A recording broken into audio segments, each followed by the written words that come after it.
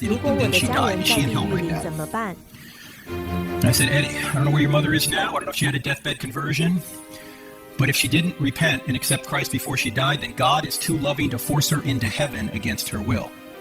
Because what's the assumption? Everybody wants to go to heaven. That is not true. Who's in heaven? Jesus is in heaven. There have been people running from Jesus their entire lives. What's he going to do in the afterlife? Hey, where are you going? You with me now. Get over here. That wouldn't be right. You say, well, what's all this business about hell? Well, I used an illustration with the University of Michigan audience. I'll use it with you, ladies. I asked the ladies this question. So, ladies, I'm asking you this question. Ladies, have you ever had a young man pursue you whom you did not want to date? Some of you are going, yeah, he's sitting next to me right now. He will not leave me alone. Whenever I ask that question, the ladies giggle and the men look at their shoes. They're like, is she looking at me right now? Well, suppose this guy keeps asking you out, ladies. He keeps asking you out. And you finally say, look, I like you, but only as a... Ladies, why don't you just stick the knife in and turn it? Every man has heard the dreaded friend rejection. Gentlemen, I have some shocking news for you. She doesn't even like you as a friend. In fact, if she did, she'd be interested, but she's not. So move on, go to somewhere else. But suppose this guy keeps coming after you, and he finally says, look, I love you so much, I'm going to force you to love me.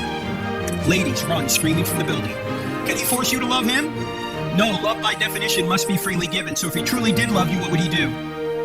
He would leave you alone. That's what God does for us. He sends us cards, letters, and flowers. He sends us creation. He sends us conscience. He sends us Christ. He sends us the Bible. He sends us Evangel Church. He may send you a missionary. In some Muslim countries now, he's appearing to Muslims in dreams and visions, so much so that they're advertising this on billboards. If you saw the man in the white robe, call this number. If God does all that and you keep saying, no, no, no, no, God will give you up to your own desires. He will leave you alone. You say, what could be so bad about that? Well, ladies and gentlemen, you know that everybody, regardless of whether they're a Christian or not, experiences some of the common grace of God. We all experience, as rain falls on the just and the unjust, we all experience love, relationships, hope for a future. You know this, right? But I want you to imagine a place where there is no love, where there are no relationships, where there is no hope, where there is no future, where there's just stone-cold narcissistic self-absorption. That is Capitol Hill. That is hell.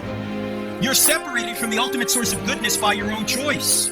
And God is not going to force you into his presence against your will. This is why C.S. Lewis famously said there's only two kinds of people in the end. Those who say to God, thy will be done, and those who say to God, thy will be done. Or God says to them, thy will be done. So God is going to leave you alone, which is ultimately what hell is.